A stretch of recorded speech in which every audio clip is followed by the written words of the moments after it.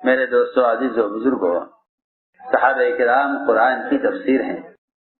اگر امت نے قرآن کی تعبیر اور تفسیر کو صحابہ کرام کے جہد اور طریقہ محنت اور دعوت اللہ پر نہ رکھا اور اس کو بدل دیا زمانے کے اعتبار سے، تو میں سمجھتا ہوں کہ صحابہ کرام کا وہ جہد ہی ختم ہو جائے گا مفہوم کے تبدیل کر دینے کی وجہ سے، اور آیات کے شان نزول کو بدل دینے کی وجہ سے وہ جہد ہی ختم ہو جائے گا جس جہد پر اسلام باقی رہ سکتا ہے اور جس جہد پر اللہ تعالی کی غیبی نصرتیں پہلے نازل ہو چکی ہیں۔ ہم سمجھتے تھے دعوت اللہ تعالی کی غیبی مددوں کے نزول کا ضابطہ ہے۔ دعوت اللہ تعالی کی غیبی نصرتوں کے نزول کا ضابطہ ہے۔ اگر یہ ضابطہ بدل گیا تو غیبی نصرتیں نازل نہیں ہوں گی، اس لیے کہ اللہ تعالی نے اس امت کے ہر مسئلے میں اجتماعی نصرت کا وعدہ اور ان کو تمکن اور اپنے ملک اور اپنے علاقے میں رہنے کے لیے قوت، اور اللہ رب العزت نے اس امت کی افضلیت اور اس امت کی نصرت وہ اللہ تعالی نے دعوت کے ساتھ وابستہ کی ہے۔ امت دعوت چھوڑ دے گی تو امت ہر اعتبار سے کمزور ہو جائے گی، امت ہر اعتبار سے کمزور ہو جائے گی۔ اللہ رب العزت جس دین کے قائم کرنے پر امت سے راضی ہیں وہی اس امت کے تمکن کا اصل سبب ہے۔ یوں آدمی کسی بھی علاقے میں اپنے آپ کو جب اجنبی سمجھے گا، مسلمان کسی بھی علاقے میں اپنے آپ کو جب اجنبی سمجھے گا، جب وہ دعوت اللہ کو چھوڑ بیٹھے گا تو پھر وہ اپنے وطن میں بھی اجنبی بن جائے گا۔ اصل بات یہ ہے، لیکن کیونکہ اس زمانے میں مسلمانوں کی سوچ بدل گئی صحابہ کی سوچ سے، اس لیے مایوسی اور اجنبیت غالب ہے۔ اس لیے کہ یہ یقینی بات ہے، ہمارے صاحب فرماتے تھے جو اللہ کے دین کی نصرت کو چھوڑ دے گا اللہ تعالیٰ اس کو غیروں کے حوالے کر دیں گے۔ کیوں؟ اس لیے کہ خود بددعا ہے، وَاقْتُلْ مَنْ خَذَلَ دِينَ محمد، اے اللہ تو اس کو بھی مددگار چھوڑ دے جو محمد صلی اللہ علیہ وسلم کے لائے ہوئے دین کی نصرت، دین کی محنت پر آپ کے دین کی نصرت نہ کرے۔ یہ ایسے مولانا الیاس صاحب نے خطبے کے دوران کہتے سنا خطیب کو، وقت مقصد دین محمد، الیاس صاحب وہیں سے سیکھے، اللہم لا تجعلنا معہم، اللہم لا تجعلنا معہم، خطبے کے بیچ جب سے خطبے میں اس کا اضافہ ہوا،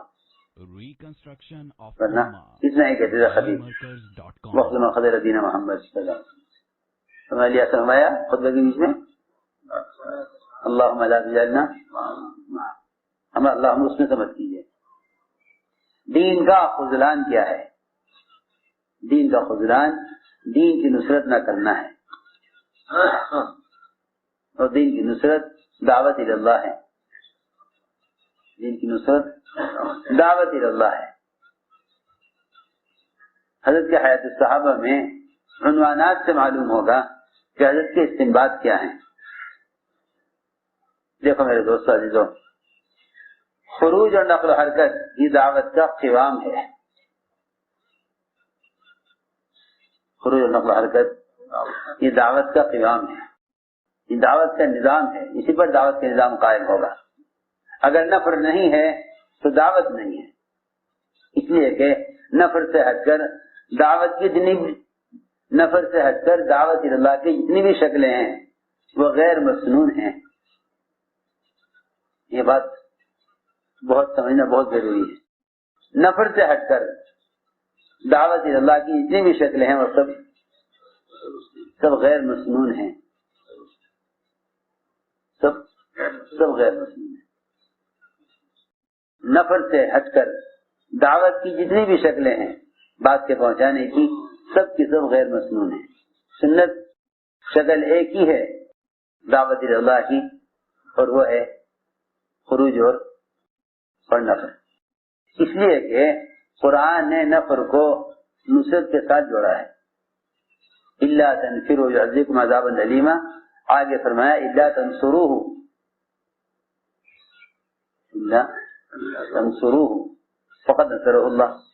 تم نہیں مدد کرو گے نبی کی، حالانکہ نبی کی مدد زکات کے ادا کرنے، روزہ رکھنے، حج کرنے، نماز پڑھنے، ذکر تلاوت کرنے سے نہیں ہے. اچھی بات ہے نا. ہاں اس بات پہ غور کرو. لوگ اس زمانے میں سمجھتے ہیں کہ ہمارا اپنی ذات کی درستگی میں لگنا ہمارے لیے کافی ہے. ایسا نہیں ہے، بلکہ یہاں تک لکھا علماء نے کہ جو اپنی ذات کی درستگی میں مشغول ہے اور دوسروں کو دعوت نہیں دیتا، اس کا ایمان کامل نہ ہوگا. کیونکہ اپنے ایمان کی تکمیل کے لیے دوسروں کو ایمان اعمال صالحہ پر آمادہ کرنا یہ ضروری ہے. یہ لکھا علماء نے. تو میں نے عرض کیا کہ آج کی کارگزاری میں بڑی تعداد، بہت بڑی تعداد ہر صوبے میں وہ کام سے بیٹھی ہوئی ہے، یعنی نفر و خروج سے بیٹھی ہوئی ہے. اور اس کے بیٹھنے کی وجہ یہ ہے کہ ہم تبلیغ کو مدرسہ سمجھتے ہیں دین سیکھنے کے لیے، حالانکہ یہ اقامت دین اور اسلام کو غالب رکھنے اور اللہ تعالیٰ کی غیب نصرتوں کے نزول کا کے لیے ایک جہد اور ایک مسلسل محنت ہے. اپنے مجمع کو اس بنیاد پر اٹھاؤ کہ 1 سال کا خروج چھوٹ جانے پر صحابہ کی طرح غم اور ندامت، اور صحابہ کرام کی طرح اللہ تعالی کی طرف سے خطاب اور غصے کی کیفیت، غصے کے ڈر کی کیفیت کام کرنے والے میں پیدا ہو جائے. یہ اصل بات ہے. 1 سال کا خروج چھوٹنے پر اس بات کا دل میں غم اور فکر ہو، اور یہ بات یاد آئے کہ ہاں اللہ کے راستے کا نفر و خروج کا چھوٹ جانا اللہ کے رسول کی ناراضگی کا سبب ہے. تو میں نے عرض کیا کہ تعلیم دین مستقل فریضہ ہے، دعوت اللہ مستقل فریضہ ہے. خروج تعلیم اور نفر تعلیم کے لیے ہے نہیں، لیکن تعلیم نفر کا ایک ابتدائی حصہ ہے. تعلیم نفر کا ایک ابتدائی حصہ ہے، ورنہ نفر کا اصل مقصد تعلیم نہیں تھا. نفر کا اصل مقصد اقامت دین ہے، اور اقامت دین کی دعوت کو نہیں بلکہ امت کو فرائض پر قائم رکھنے کے جہد کا نام اقامت دین ہے. دین کا قائم ہونا یہ ہے کہ امت اللہ کے فرائض پر قائم رہے، امت فرائض پر قائم رہے. چنانچہ صحابہ کرام کے مال کا جو سب سے بڑا مصرف اور صحابہ کرام کے مال کے خرچ ہونے کا جو سب سے عظیم راستہ ہے وہ اللہ کے راستے کا نفر اور نقل حرکت ہے.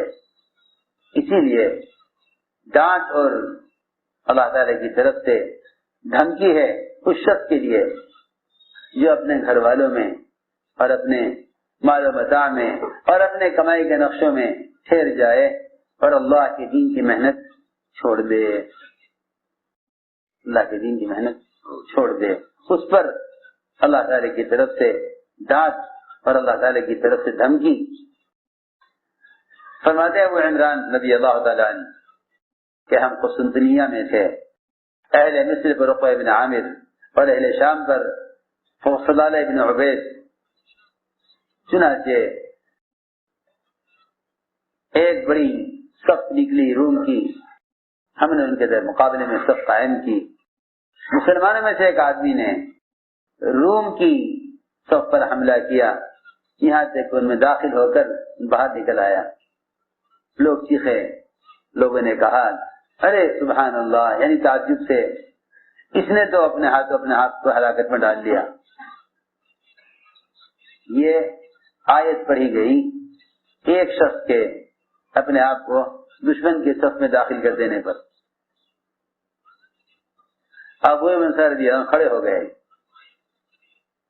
حضور اکرم صلی اللہ علیہ وسلم کا میزبان آپ کے صحابی کہا اے لوگو تم اس آیت کی تعویل غلط کر رہے ہو، یہ اس آیت کو پڑھنے کا موقع نہیں ہے، یہ آیت تو ہمارے بارے میں نازل ہوئی ہے۔ ہم انصار نے آپس میں سوچا